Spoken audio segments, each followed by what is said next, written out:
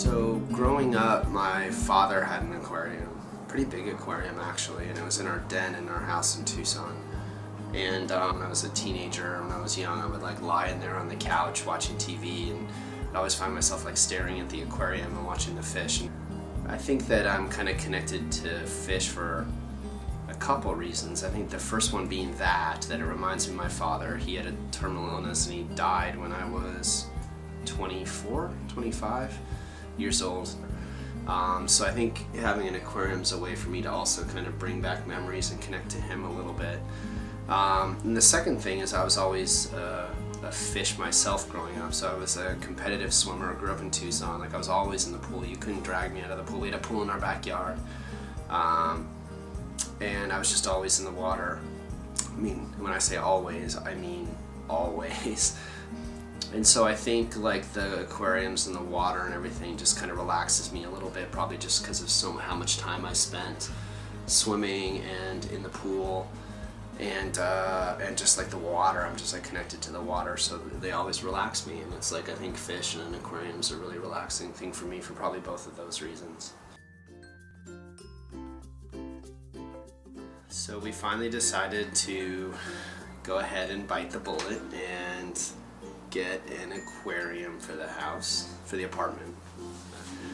And so we went down to the pet store and we spent a while trying to figure out what the right size was for the room and for the space, and you know what we wanted, the style, and then figured out the best thing for us was to get a kit that has everything in it. So we ended up doing that. So we found one that we thought was like a pretty good size and that had a pretty good style to it, and we picked it out, and then we picked out the fish, and that was the best part. It's definitely the best part, picking out the fish, because you're looking at them and you're trying to figure out which ones are going to come home with you. Then took them home and spent the rest of the day getting it set up, and you have to be kind of careful because you have to make sure you don't kill them within the first couple days.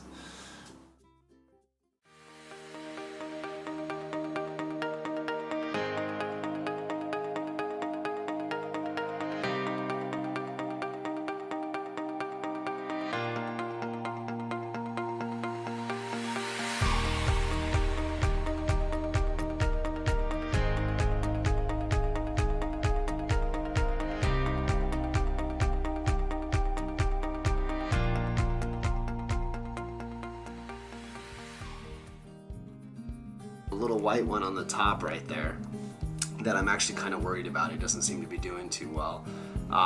We named that one L. We'll be like, L, that's a weird name for a fish. And you're like, well, it's L-fish. This one right here, who's definitely the most aggressive fish in the tank, the white one with the black polka dots, is Cell. So that's kind of funny. So it's Cellfish.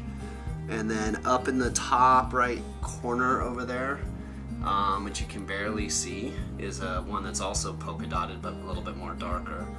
And that one is Swede, and people are like, why do you name him Swede? And like Swedish, like Swedish fish, which is also my favorite candy. And then you can't see this one very well. He's in the bottom corner here. He's all black. Just swam behind the rock. There you go. Solid black. That one's Stick. For fish stick. So I thought that was kind of funny. I mean, if you're gonna name your fish, you gotta name them something kind of interesting. You can't be like Charlie or Fred.